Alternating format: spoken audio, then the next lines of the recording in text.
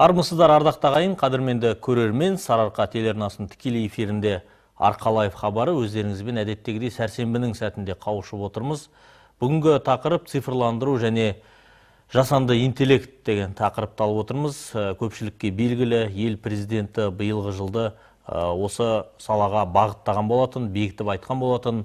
Жыл басында Түркістан газетіне берген сұхбатында ерекше тоқталған еді.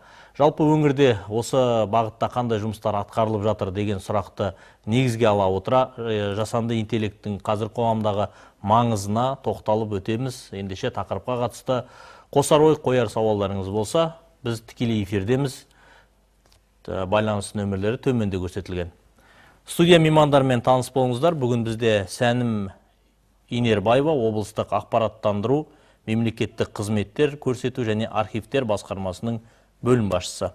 Және де Мағжан Амангелдиев, Нейросет академиясы онлайн мектебінің негізін қалаушы және жасанды интеллект бойынша сарапшы. Хабарымызға арнайы келгендеріңізге рахмет. Енді бірінші сұрақ, облыста осы цифрландыру бағытында қандай ауқымды жобалар жүзеге асып жатыр қазіргі уақытта? Биылғы жалпы жоспар қандай? Я, біз үнемі айтамыз, осы күнге дейін айтып жүрген бір қатар цифрлық үлкен жобалар бар. Және ол жобалар әр жыл сайын толықтырылып, қажеттіліктерге байланысты жаңа функционалдар қосылып отырады. Соның бірі Сенім 109 байланыс орталығы. Ол осы жұмыс жасаған уақыттан бастап миллионнан астам өтініштер келіп түсті. Халықтан, қала тұрғындарынан, облыс тұрғындарынан жалпы. Негізгі көкейде жүрген жол, көлік бойынша, су, қала тазалығы секілді әртүрлі сұрақтар бойынша тұрғындар келіп сұрақ қоя алады. Бір ғана сала емес, сенің 09-да жалпы қарағанды жұртшылығы жақсы біледі, кез келген сұрақты жолдай алады және де жылдам жауап алады. Ол жаңа жергілікті атқарушы органдар коммуналды қызметтерімен халық арасында көпір десе де болады, былайша айтқанда. Және былтырғы жылдан бастап денсаулық сақтау саласындағы мәселелер бойынша да адамдар сауалдар қоя алады. Былтыр сол жоба жүзеге асырылды. Және тағы да бір жоба, бұл қауіпсіз қала жобасы. Осы жоба аясында 4000-ға жуық бізде бейне камералар орнатылған болатын. Және де жолда жүру ережелерін бұзушылықты анықтайтын 200-ге таман жуық, яғни кешендер орнатылған. Соның арқасында біз былтырғы жылы 200 мыңға жуық жаңағы құқық бұзушылықтар, жолда жүру ережелерінің бұзушылықтар тіркелген болатын. Және де әрине ол біздің IT-хаб, телекон алқабы. Алқап жұмыс жасаған уақыттан бастап, 2021 жылдан бастап 600-ден астам түрлі іс-шаралар өткізіліп жатыр. Қазіргі таңда IT-хаб базасында BPO центр, яғни ол қашықтықтан жұмыс жасайтын мамандарды оқытатын орталық ашылды. Яғни ол онлайн платформаларды, тапсырыстарды, яғни жұмыстар өзіне іздеу бойынша оқытулар жүргізілетін болады сол адамдарға. Онымен қоса тағы да көптеген жасанды интеллектті енгізу бойынша бір қатар жобалар жүзеге асырылуда. Қай салаларда көбіне қолданылып жатыр қазір? Кішкене нақтылап өтсек? Қауіпсіздік саласында, көлік саласында көбіне жалпы жасанды интеллект бойынша нақты айтатын болсақ, паркинг, яғни автотұрақтар дейміз ғой, сол бойынша, және жол жабындағы ақауларды анықтайтын жол скан жүйесі бізде жұмыс жасап жатыр. Және де жаяу жүргіншілердің қауіпсіздігін қамтамасыз ететін жаяу жүргінші деп аталады, яғни зебра дейміз ғой, жаңағы өткелдерде мысалға адам өтіп бара жатқан кезде көліктер тоқтау керек, ал кейбір өткелдерде жаңағы ереже бұзушылықтар пайда болды, сондықтан өте көп болып кетті. Сондықтан ол жерге арнайы жаңа камералар орнатылды. Сол қазіргі таңда Теміртау және Қарағанды қалалары бойынша 22 кешен орнатылған. Сол кешен пайда болғалы бері ол жерде құқық бұзушылық одан кейін анықталмаған. Жақында ғана жаңа өзіңіз айтып өттіңіз ғой, ақылды қала, яғни камерамен бақыланып отыр қаламыз толыққанды. Осыған медицина, яғни жедел желі, жедел жәрдем қосылды, біріктіріліп отыр қазіргі уақытта. Жедел жәрдем жаңа көліктеріне арнайы камералар орнатылды, аналитикалық. Ол біріншіден жаңағы жүргізушінің және ішіндегі пациенттің жағдай күйлерін анықтап қарап отырады, бақылауда ұстайды. Ол жаңағы медициналық қызметкерлерінде қауіпсіздігі үшін орнатылған болатын. Өйткені сондай бір факторлар бір кездері пайда болды. Және сонымен қатар жаңа жол жабынын бағана айтып өткеніміздей бақылау үшін басында ол жүйе іске қосылған кезде жолдағы ойықтар, жарылған немесе ашық люктар болады, соларды анықтайтын. Ал қазір әлі де жұмыс жасалып жатыр, оны толықтыру үстінде. Ол жерде жай ғана жолдың үстінде емес, жол бойындағы бағандардың қисайып қалғаны болса, соның барлығын анықтайды. Ол жай ғана анықтап, ол тіркеп қою үшін ғана емес, жалпы уақыт өте келе ол жерде өзгеріс бар ма, соның барлығын тіркеп отырады. Жақсы түсінікті, Мағжан мырза, әңгімемізге араласып отырсаңыз, жалпы жасанды интеллект қазір қоғамдағы рөлі қандай? Осыдан бастап әңгімемізді, енді бұл былайша айтқанда ортақ сұрақ деп айтсақ болады. Енді мен өз саламнан айтатын болсам, жаңағы Сәнім ханым айтты ғой, мемлекет тарапынан қандай жұмыстар атқарылып жатыр. Бізде енді жасанды интеллект қазір қай бағыттарда қолданып жатыр. Сол үшін бізде контент, медиа саласында қатты қолданып жатыр, және сату саласында. Қазір жасанды интеллект негізі бұл қай бағыттарда қолданылады, мысалы үшін. Ол адамның, жасанды интеллект ол не нәрсе, мысалы үшін, адамның миымен жасалатын жұмыстардың барлығын жасанды интеллект ол жасай алады. Соның ішінде жаңағы тез жасалатын, ол жаңағы бізде контент бар, сату бар, жаңа білім саласы бар, сол салаларға қатты кіріп еніп жатыр. Ол жерде жаңағы одан кейін енді физикалық жағынан ол жұмыстарды істейтін жұмыстарды ол екінші этапта. Бірінші этап ол тез жасалатын, осы оймен істелетін жұмыстарға жасанды интеллект толығымен кірді бірінші кезең. Екінші кезі ақырындап өтіп жатыр. Бір шама былайша айтсақ, қай салада болмасын, адамның жұмысына оң септігін тигізіп жатыр, және де жылдам атқаруға ықпал етуде. Иә, жылдам атқаруға. Бұл жерде жылдамдықты бірінші орынға шығаруға болады. Анализді жылдам жасайды адамдарға қарағанда. Жақсы түсінікті. Енді облыста бірқатар жобаларды айтып өттіңіз ғой, оның негізгі кімдер жасап жатыр, оны өзіміздің өңірдің мамандары дей аламыз ғой? Иә. Кейбір жобаларда тіпті бізде жаңа IT Hub базасында көптеген шараларға қатысып, сол жерде IT мамандардың жасалды. Мысалы, жаңа жолскан жобасы, паркинг жобасы, паркинг KZ жобасында осы біздің өңірдің IT мамандары жасады. Және де ол басқа өңірлерден бір сұраныс түсіп жатыр дейміз. Қазіргі таңда бізге негізде сондай арнайы тапсырмада болды, масштабтау осы жобаларды. Себебі біз қай жерде болмасын осы жобаларды презентациясын жасаймыз, үнемі таныстырамыз. Енді қазіргі таңда сондай бір нәтиже көрдік десек болады. Масштабтау туралы бізге басқа өңірлерге көрсету бойынша тапсырмада келіп түскен. Жақсы түсінікті. Жалпы жасанды интеллект адамдарды толықтай алмастырады дей аламыз ба? Мысалы, кейбір жағдайда осы мәселеде жиі айтылып жүр десек, қателеспейміз, Жасанды интеллект толық былай айтсақ болады, мысалы үшін жұмысты бөлсек 8 бөлімге бөлетін болсақ, соның 3 бөлімін адам атқарады. Ол мысалы үшін қандай? Мақсат қою, ол адам қояды. Мысалы үшін бір жұмыс проекті берілсе, оған мақсат қою адам қояды.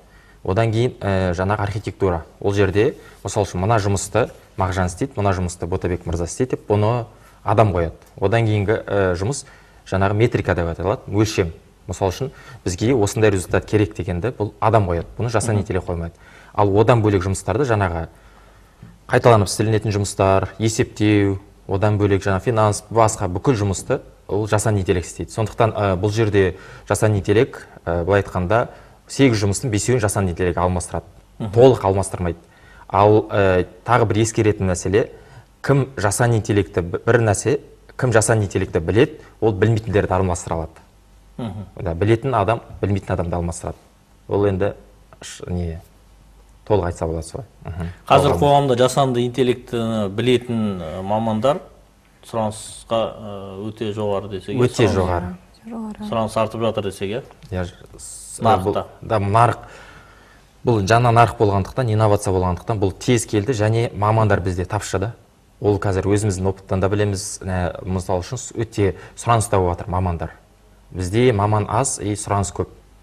Жасанды интеллект. Өйткені неге? Оны тұтынушы да білет, жасанды интеллектпен істесе, ол жұмысы 10 есе нәтижелі болады. Неге? Өйткені 1 сағат кеткен жұмысқа 10 10 сағат кеткен жұмысқа 1 сағатта істелінеді ол жұмыс. Сондықтан ол шығын жағынан оны есе үнемдей алады, және уақыт жағынан оны есе үнемдей алады.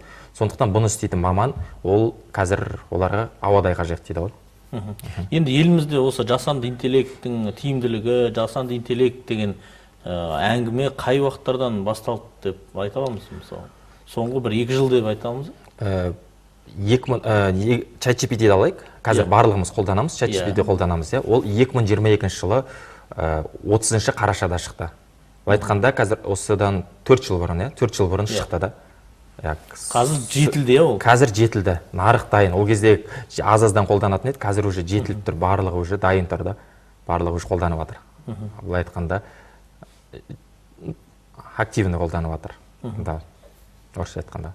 Соңғы 4 жылдың ішінде, жылдам қарқынмен дамып кетті. Қарқынмен дамып жатыр. Сосын бізде әр инновация тез-тез дамиды. Мысалы үшін біз электрика шықты да, мына свет, ол дамуын қарап отырсақ, салыстырсақ, ол қателеспесем 150 жылда 50 миллион қолданушыға жеткен. Одан кейін автомобиль, ол уже 100 жылда 50 миллион қолданушыға жеткен. Одан кейін ала беретін болсақ, Instagram, ол 5 жылда 50 миллион қолданушыға жеткен. Ал жасанды интеллект, ол 2 айдың ішінде 50 миллион қолданушыға жеткен. Ол жатса, кез келген инновация тез-тез дамиды. Да бізде көбісі ойлауы мүмкін, бұл қазір уақыт бар деген сияқты. Жоқ, тез-тез дамиды, и уақытында кірген дұрыс болады бұл салаға да. Бізде мысалы үшін халық ол жағын дұрыс қолдану білсе, көп нәрсені үнемдей алады. Ол шығын жағын, жаңағы уақыт жағын, онда көп үлкен плюстары бар. Былайша айтқанда, жасанды интеллектті барлық салада қолдану керек пе, қолданыста сондай бір қажет етпейтін де бір салалар бар дей аламыз. Қажеттілігіне байланысты шығар. Бұл жерде былай айтсақ болады, бір салаларда толығымен қолданылады. Мысалы үшін сатылым саласында толығымен қолдануға болады.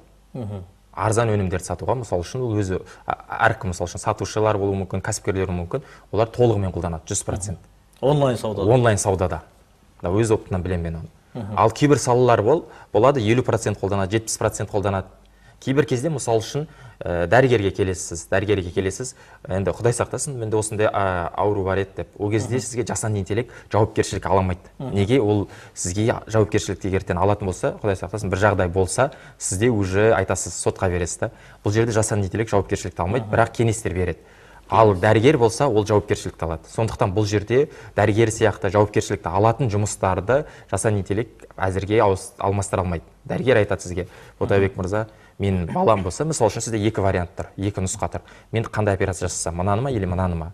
Сіз жасанды интеллекттен сұрайсыз, жасанды интеллект нақты бермеуі мүмкін, бірақ дәрігер айтады, Ботабек мырза, менің балам болса, мен осыны таңдайтын едім. Әрине бұл жерде риск бар, бірақ мен баламды осы операцияны жасайтын едім деп, сондай жауапкершілік алдырғандықтан сіз уже дәрігерге жүгінесіз. Дегенмен жаңа технология роботтарда, мысалы қазір. Енді ол адамдардың нұсқауымен әлбетте, бірақ роботтар қазір медицинада толыққанды операцияны жасайтын деңгейге жетті. Жетті, қазір дамып жатыр, қатты дамып жатыр. Бұл осы уақытта әр уақыт сайын қарқынды дами береді. Кіре береді, қарқынды кіреді. Жақсы түсінікті. Енді негізгі қазіргі өскелең ұрпаққа, жастарға замана көшінен қалмау үшін, былайша айтқанда, жасанды интеллектіні уақытылы игеріп, көштен қалмау керек қой. Қай салада болмасын? Қай салада болмасын, кіру керек. Бұдан жасанды интеллекттен қорқып керек емес. Неге? Мысалы үшін бір кездері адамдар қорықты ғой, станок шыққан кезде қорықты. Бұл жасанды интеллект толық алмастырады деп, бұл мен алып тастайды деп қорықпау керек. Бұны құрал ретінде пайдалану керек. Станок шықты, станокты пайдаланасыз. Содан интернет шықты, интернетті пайдаландық. Бұл құрал ретінде пайдалануымыз керек. Жасанды интеллект бұл сіздің көмектесетін құралыңыз, бір инструмент. Солай пайдалану керек. И уақытында пайдалану керек. Өйткені сіз қазір пайдаланбасаңыз, нарық сізден сұрамайды. Мысалы үшін кезінде Nokia-лар сенсорныйды ұсынды ғой Nokia-ға, бірақ олар қабылдамады. Да, кейіннен iPhone алды, салды, и нарықтан шығып қалды. Сол сияқты нарық бұл сұрамайды. Сізден сұрамайды, жасанды интеллектті қолданбайсыз ба? Жақсы, біз сізді айналып өтеміз. Жоқ, нарық өзі шығарып тастайды. Сондықтан нарықта қалу үшін, ұсыныста болу үшін, сұраныста болу үшін жасанды интеллектті активно қолдану керек, пайдалану керек, дұрыс пайдалану керек. Қазір былайша айтсақ, сүзгіден өткізеді ғой. Иә, сүзгіден. Сұрыптап, сосын кейін шығып қалса, шығып қалды, болмаса көшке ілессе, ілесті, әрі қарай дамып, сонымен кете береді. Жақсы, енді қауіпсіздік мәселесіне тоқталайықшы. Жасанды интеллекте мысалы адамдардың жеке деректерін қаншалықты берген дұрыс? Мысалы өткенде ғана бір радиодан естіп қалдым, жеке деректерді мысалы жаңағы чат GPT-ға болмаса басқа жерге салудың қажеті жоқ деген сынды сарапшылар пікірі де қазір айтылып жатыр. Қаншалықты дұрыс, қаншалықты бұрыс? Бұл жерде енді кішкене сақтанып алған дұрыс. Бір сол үшін сіз Қарағанды қаласында тұрам десеңіз, дәл адресіңізді айтпай, мекен-жайыңызды айтпай, міне пәтер саны осындай демей, мен Қарағанды қаласында тұрам деп, осылай кішкене сақтануға болады. Енді бұл жерде 100% кепілдікті ешкім де бере алмайды. Бірақ біз сенім артамыз. Үлкен компаниялар, ол жаңағы GPT шығарып жатқан OpenAI компаниясы, оларда өздерінің нелері бар, заңдары бар. Жеке деректер шығармау керек деген сондай заңдар бар. Оларда стандарттары бар. Заң бұзушылық болса, ол кезде ол хабарлайды, білден полиция хабарлайды. 2023-те қателеспесем 500 осындай информация берді, ақпарат берді, қылмыстық іс бойынша. Біреулер сұрайды, қылмыс жасағаны бойынша, оларды неден сұрайды. Сол жерде қылмыстың алдын алу үшін бір жақсы жағы бар, екі жағы бар. Қылмыстың алдын алады, қылмыскерлерді табады. Ол заң бар, ақшта заң бар. Солай нелерді беру керек, ақпаратты беру керек, егер қылмыс жасап жатса. Ал жеке деректер бойынша енді келісім болғандықтан, ол жағынан үлкен компанияларға сол детально емес, определен бір өлгенде беруге болады деп ойлаймын. Бірақ енді 100% кепіл жоқ бұл жерде. Жақсы, енді білім беру саласында жасанды интеллектті қолданудың қандай артықшылықтары мен қауіптері бар? Білім беру саласында артықшылықтарын айтайық, ол жерде жеке оқушыға оның деңгейіне байланысты ақпараттар береді и оны үйретеді. Бізде ондай болған, бізге математика мұғалімі келген, сіз маған жасанды интеллект ассистентін жасап бересіз, оқушыларыма мұғалім ретінде. Бірақ әр оқушыға біз жасап бердік, ол әр оқушының деңгейіне байланысты көмектеседі.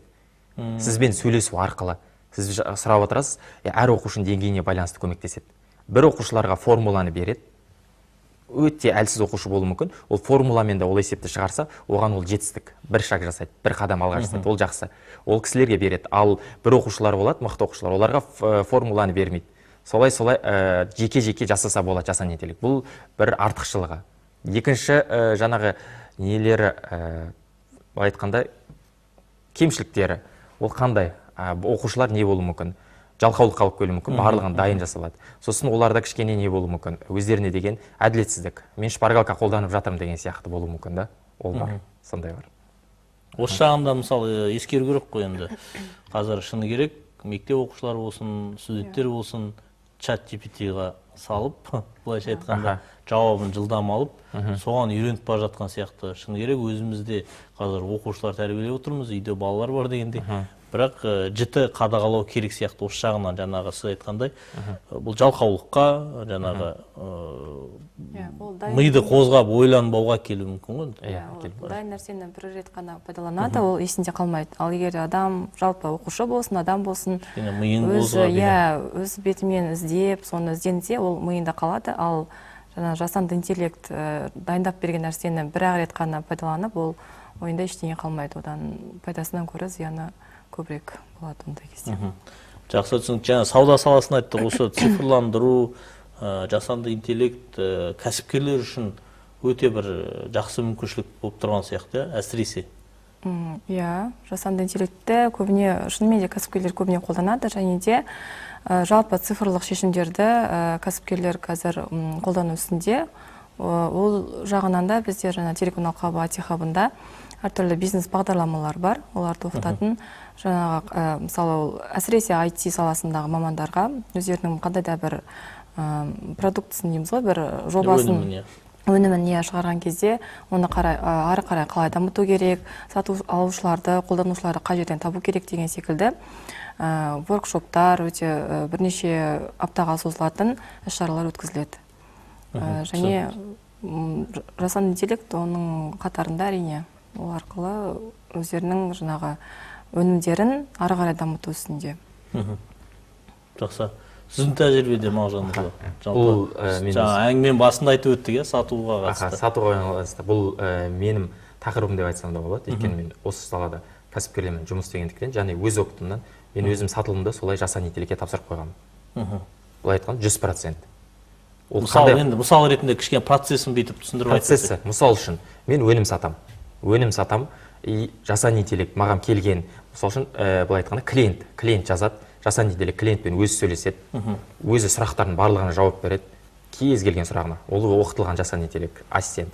Одан кейін оплата керек болса, ссылканы жібереді Каспийдің, одан кейін оплата түскеннен кейін тексереді, дұрыс біздің компанияға түсті ме, бұл төлем түспеді ме, түскеннен кейін оған доступ береді, жаңағы данныйларын алады деген сияқты. Барлығын істейді өзі. Бұл қай жағынан кәсіпкерлерге тиімді. Мысал үшін, мендегі адам болса, ол өзінің бір несі бар. Күніне 20 адаммен ғана сөйлеседі. Ол менеджер болса, түнде ұйықтайды. Обеті бар, түскасы бар, басқа нәрсеге определенный бір уақыты бар. Ал жасанды интеллект, ол 200 адам, 2000 адаммен 24-те 7 ұйықтамайды, отпуск сұрамайды, былай айтқанда тоқтамай істейді. Еще тағы бір плюсы, сатушыдан 15 есеге дейін аз алады. Бұл уже қазіргі сату нарығында бір үлкен не әкелді, өзгеріс әкелді. Тиімділік, өте тиімді. Қазір енді көпшілік, мысалы кәсіпкерлердің басым бөлігі осы бағытты игеріп, соған бетбұрыс жасап жатыр десек қателеспейміз. Өте қатты бетбұрыс жасап жатыр. Өйткені көріп жатыр мүмкіндіктерін. Бұл жаңадан келген нәрсе сияқты, интернет сияқты бір моменттер болады ғой. Бір келетін инновация. Мүмкіндігін көреді. Бұл жерде мамандар аз болып жатыр. Бәрі жаппай сұраныс болып жатыр, бірақ маман аз болып жатыр. Неге? Өйткені мүмкіндіктерін біледі, көрді, барлығы қандай пайда бар екен, кәсіпкерлерінде максимально пайда болған қалайды ғой. Сатылым көп болған, ал ол жасанды интеллект оны беріп тұр. Ал орнататын мамандар аз болып жатыр. Неге? Жаңа сала болғандықтан. Ал сұраныс өте көп. Енді жасанды интеллектті елімізде дамыту үшін тағы қандай қадамдар жасалу керек деп ойлайсыз? Әлде осы қарқынды игеріп алуымыз керек па? Осы көшкелесіп алуымыз керек па? Мектептерді енгізу керек, жаңағы. Жедел түрде енгізу керек сияқты. Жедел түрде енгізу керек, жедел мектептерде, одан кейін университет деңгейінде оны күшейтетін жасанды интеллектте бірнеше неден тұрады ғой, бөлімнен тұрады. Туралы қазір айтам. Одан бөлек жаңағы стартап проектілер, оларға көмектесу керек. Неге? Өйткені қазір жасанды интеллект нарығы 390 миллиард доллар. 30 былтырғадан қарағанда 30% өскен. 2030-ға дейін 1,3 миллиард триллион долларға өседі. Ол деген өте үлкен нарықта. Бұл төмендемейді дейсіз ғой? Төмендемейді. Бұл 15-ші орында тұр, болжам бойынша 8-ші орынға шығады деген сөз. Әлемдегі үлкен нарықта. Сондықтан бұл жерде сұраныс өте көп болады, и бұл мүмкіндікті бізге жіберіп алмау керек. Үлкен мүмкіндікті. Өйткені бұл жерде қаншама не жатыр. Стартаптарға салсақ, ол ертең шетелге, бүкіл әлем бойынша шығарылады бұл өнімдерді. Біз ұсына аламыз. Ол жаңағы бізге сырттан сатылушылар әкеледі. Ол деген былай өзіміздің елге көмек жаңағы сатылымдар болады. Одан көп пайдасы бар. Жақсы, жаңа әңгіменің басында Сәнім ханым негізі айтып өттіңіз, бірқатар стартаптарды және оларды қолдау үшін жалпы қандай жұмыстар жасалып жатыр? Алдағы жоспарларға кішкене тоқталып өтсек. Жалпы мемлекет басшысы осы жылда енді жасанды интеллект цифрландыру жолы қылдырып жариялағаннан кейін, әлбетте бізде үлкен жобалар іске асырылуда. Біріншіден, осы өткен жылдың соңында Қарағанды облысының цифрлық трансформация картасы бекітілді облыс әкімімен. Және ол да әлеуметтік маңызы бар негізгі 9 саланы өзіне қамтыды. Жаңағы білім беру, денсаулық сақтау деген секілді, ауыл шаруашылығы саласы бар, туризм деген секілді. Және әрбір сала өзінде алдына қойған мақсатты өлшенетін мерзімі бар, белгілі көрсеткіштер бар, KPI дейміз ғой. Яғни ол жерде цифрлық шешімдерді жасанды интеллектіні енгізу керек болады. Бүгінгі таңның өзінде бірқатар жерлерде, бірқатар салаларда осы цифрлық шешімдер енгізіліп жатыр. Мысалы, ауыл шаруашылық саласында, егіншілікті, мал шаруашылығында GPS трекер дейміз ғой. Мысалы, жаңағы әрбір басы маңызды болып саналады ғой, асыл тұқымды жылқы шаруашылығы. Оларға жаңағы жалына немесе мойнына жаңағы GPS трекерлер бекітілетін болады, және сол арқылы ол жануардың, малдың, жалқының қайда жүргенін, жағдай күйі, жақсы температурасы, тіпті кейбір құралдарда сондай да жаңа құралдар бекітілген, қай жерде жайылымдары қай жерде жүр деген сияқты, сол секілді жаңа шекараны да ол жерде бекітіледі. Егерде Жер аумақтарында қазір цифрлы карталар бар, Иә, жаңағы жылқылар мысалы бір аумақтан басқа жерге кетіп бара жатқан болса, оған бірден жаңағы иесіне сигнал келетін болады. Сөйтіп ол жаңағы малды ұрлаудың да алдын алады мысалға. Егіншілік жерлер, ол жерде де GPS трекерлер қолданылады. Жердің ылғалдылығы деген секілді өсімнің қалай пайда әкелетіні болжау бойынша. Сонымен қатар ақылды фермаларда қазір жүзеге асыруда, сауудан бастап, мысалы қымызды өндірісін алатын болсақ, жаңағы жылқыны сауғаннан бастап, оны құйылуына дейін барлығы автоматтандырылған сондай фермалар да бар. Жақында ғана Қарағандыда бір құс фабрикасында цифрландыру жүйесі енгізіліп отыр. Мүмкін ол жер өткізіп болған шығар. Жалпы ауыл шаруашылығында кең ауқымда қолданылып жатыр дейсіз ғой, иә. Жақсы түсінікті. Енді Мағжан мырза, сіз әлемдік тенденцияны да ескеріп қарап отырасыз ғой, маман ретінде. Қазір ерекшелену үшін өте қиын шығар, бұл жасанды интеллект саласында. Ерекшелену үшін? Иә. Ерекшелену, кешіріңіз, сұраңыз. Мысалы, енді кез келген жаңа компаниямен жұмыс істейсіздер, өнімдерін былайша айтқанда саудаға шығару, осы жерде бір ерекшелену қажет па, жоқ па жасанды интеллект арқылы? Ерекшелену қажет. Жасанды интеллекте инструкциясы бар, промпт дейді жаңағы. Оны дұрыс енгізу керек. Бұл жерде оны дұрыс үйретпесе, жаңа сату саласына кіргіздік. Бұл жасанды интеллект, былай алатын болсақ, жаңадан келген сатушы. Оны сіз дұрыс үйретпесеңіз, дұрыс көрсетпесеңіз, ол дұрыс сатпайды. Сол сияқты бұл жерде жасанды интеллект ассистенті, ассистенті жаңағы. Бұларды дұрыс үйрету керек. Оған арнайы промпттар болады. Ол жерде сондықтан ол дұрыс болмаса, ол жерде сатылым барлығына дұрыс әсер етпейді. Сондықтан бұл жерде ерекшелену үшін дұрыс промпттар дұрыс жасау керек ассистенттер. Енді өзіңіздер нақты бағыт, қызмет ол жаңағы сату бағытына белгіленген ғой. Екі бағыт, бұл жерде жаңа контент саласын автоматтандыру жасанды интеллект арқылы, және сату саласын автоматтандыру жасанды интеллекттің көмегімен. Бұл қазір эксперттер, кәсіпкерлерге нарықта сұраныс. Сол запрос жабу үшін арналған. Жақсы, енді ал әлемдік деңгейдегі тенденция қалай қазір? Жасанды интеллекттің даму тенденциясы дейікші, дұрысырақ айтатын болсақ.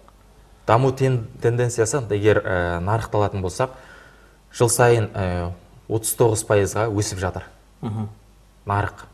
Былтыр 290 миллиард болса, биыл уже 390 миллиард, 380 ба қателеспесем, 39-40%-ға дейін өсіп жатыр әр жыл сайын. Бұл нарық өте үлкен болып тұр қазір жасанды интеллект. Былай айтқанда, қазір үлкен елдер жарысып жатыр. Қытай мен Америка бәрі алда болғысы келеді. Неге? Өйткені бірінші қолданып, қазір көп адамдар жұмыссыз қалады. Бұған тез трансформация жасау үшін кім алда болады, одан жаңадан жұмыс орындары шығады. Жасанды интеллект кіргеннен жаңадан жұмыс орындары шығады. Киберполицейскийлар, жаңағыларды шынайы фото, қайсы өтірік, оларды анықтайтын. Сондықтан жаңа орындарға бірінші игеру үшін. Жаңа мамандықтар десек дұрыс. Жаңа мамандықтар дұрыс. Өйткені жаппай жұмыссыздық болады біраздан кейін. Именно осы жасанды интеллект саласы бойынша қай жұмыстарды ала алады жасанды интеллект. Сондықтан соған тез трансформация болу үшін, алда болу үшін үлкен ақшалар салынып жатыр. Америка өзі айтты ғой, ақш құрама штаттары 500 миллиард доллар салғысы келіп жатыр деп. Жасанды интеллектке. Бұл жерде енді плюс деп қараймыз ба, минус деп қараймыз ба? Мысалы, қаншама жаңа жұмыссыздық та пайда болуы мүмкін деп отырсыз, және жаңа мамандықтар пайда болады десек. Бұл жерде жасанды интеллекттің келгені плюс. Неге? Бізде қазір алатын болсақ, адам жасанды интеллектке егер толығымен келетін болса, роботтар жұмыс істейтін болса, онда бізде жаңағы базовый потребность дейді ғой, айтқанда базовый потребность, жаңағы тамақ, басқа нәрселер, ол бізде доступный болады. Ол үшін адамдар жұмыс істеп әуре болмайды. Қолжетімді болады. Өйткені бұның бәрін жасанды интеллект істейді, жасанды интеллект, жаңағы роботтар, жасанды интеллект. Олар өте арзанға істейді, сондықтан бұл жұмыстар адам істемейді. Бұл жұмыстарды жасанды интеллект істейді, сондықтан базовый потребность жабылады. Тек адамдар көбінесе өзіне ұнайтын жұмыстармен айналысады, жаңағы өнер саласы деген сияқты, солай болады. Бұл тек жақсы. Бұл тек жақсы. Просто бұны пайдалану керек, дұрыс пайдалану керек сол. Жақсы түсінікті. Енді бұл салада жаңағы цифрландыру, жасанды интеллект бойынша кадр мәселесінде бар ма тапшылық? Жаңа айтып отырсыз, қаншама проектілер ұсынып жатыр деп, кадр тапшылығы бар деп айта аламыз. Негізінде айтарлықтай үлкен тапшылық бар деп айта алмаймын, себебі Өйткені қызығушылық жоғары, бұл салаға. Иә, сұраныс бар, бірақ тапшылық жоқ деуге болады, себебі бізде Қарағанды облысының өзінде, мысалы, техникалық университетіміз бар, бірнеше жоғары оқу орындары бар. Осы салада мамандар даярлайтын, иә. Тек олар енді өзіміздің тәжірибемізден айтатын болсам, енді олар мемлекеттік қызметке емес, көбіне өздері жаңағы үлкен перспективалы, үлкен IT компанияларға жұмысқа тұруды көбіне дұрыс деп санайды, және сол жаққа қарай көбірек барады. Жалпы негізі сұраныс бар IT мамандарға, бірақ тапшылық жоқ деуге болады. Жалпы оқыту жүйесі мамандарды даярлау бойынша бір сондай мәселе туындап отырған жоқ десек дұрыс шығар елімізде. Өткен жылы бір мақала көрдім да, әлеуметтік желіде. Малайзияда робототехникадан Қазақстан құрамасы бірінші орын алды. Соның жаңағы астында комментарий кеткен, оны қаншама адам бөліскен дегендей. Соның біреуінде жазғанда, спортшыларға көрсеткен құрметті осы балаларға да көрсетсе екен деген. Расымен де біз қазір бірте-бірте ғылымға, білімге бет бұрыс жасау керектігін енді ескеріп жатқандаймыз. Қалай ойлайсыздар? Өте дұрыс, менде дәл осындай пікірдемін. Менде қазір білім саласына көбірек мән беріліп жатыр, және де бұл да бір тенденцияға айналып жатқан секілді. Жақсы оқу, жаңа инновациялық бағыттарға қарай бетбұрыс жасау деген секілді, және бұл өте дұрыс, менің ойымша. Көбірек білімге, ғылымға назар аударылып қажет. Ал қосарыңыз? Қосарым бар. Өзім өз опытымнан 10 жыл бокспен айналысқан спорт шебері ретінде айта аламын. Өзім спортсмен болсам да, бұрын айналсам да, спорт шебері білімді бірді жығады, білекті бірді жығады, білімді мыңды жығады деген мен қолдаймын. Спортшылар өзіне лайық деңгейде құрмет көрсетсін, мен оларға айтпаймын, көрсетпеу керек. Оларда да үлкен еңбек бар, көрсетсін, олар лайық оған. Маңдай тер бар, иә. Бірақ біз жаңағы білімділерді ұмытып кетпеуіміз керек. Неге? Өйткені ол жерде олар кісілер үлкен жаңағы халыққа пайдалар дейді. Көп адамның жаңағы проблемаларын шешеді дейді. Білімділер бізге керек. Ол жаңағы жас ұрпақты білімге тәрбиелеуіміз керек. Оларға мотивация болу керек. Оларды қолдауымыз керек. Олар көру керек. Оларды былай айтқанда спортшыларды қалай құрметтесек, сол кісілерді солай білімдегі, ғылымдағыларды солай құрметтеуіміз керек. Сол кезде басқалар қарап отырады да, мен де осы сияқты робот жасаймын, осы сияқты олимпиадаға барамын, математикадан деген өздерінде жас балаларда сондай мотивация пайда болады. Ол өте дұрыс. Ғылымы дамыған елдің ертеңі жарқын десек. Ертеңі жарқын. Мысалы, сіздің қызметке жүгінетіндердің жас ерекшелігін айта аламыз ба? Жастар көп жүгінеді ма, қызығушылық бар ма? Жас ерекшелікті айтатын болсам, 25 жастан 45 жасқа дейін. Сол жастағылар жүгінеді көбінесе. Енді ол жерде нақты жаңағы бір салада қызмет, яғни өніммен болмаса жаңағы саудамен айналысып жатқандар ғой, негізі. Былайынан үйреніп, өзіне бір жеке пайдалануға үйренетіндердің қатары. Жастар бар, олар көп. Мен інім өзі тоже осы салада 15-те өзі қолданады. Жаңағы бір барған кезде сұрап отырсам, мен осындай приложениялар жасап жатырмын, осындай жасап жатырмын, фитнес-тренер жасап жатырмын деп маған көрсетіп отырады. Олар жастар тез қабылдап алады. Негізі жастарды үйрету керек осы салаға. Олар тез қабылдап алады. Алдында үйреткен мен осы салаға. Ол дальше өзі оқып, приложениялар жасап жатыр. Ол дегеніміз, ол үлкен неге өзінің нарыққа пайдасы бар. Жақсы, түсінікті. Енді өзіңізде Мағжан мырза, жоспарлар қандай алда құрып отырған осы салада, осы бағытта? Менде жасанды интеллект бойынша осы контент және сату бағыты бойынша мен кәсіпкерлерге, эксперттерді оқытамын. Осы жасанды интеллект қызыққанда. Қазіргі таңда біз нейросәт академиясы онлайн мектебі, мен негізін қалаушымын. Осы уақытта дейін біз 6,5 мың студентті оқыттық. Қазіргі енді мақсат 100 мың студент шығару.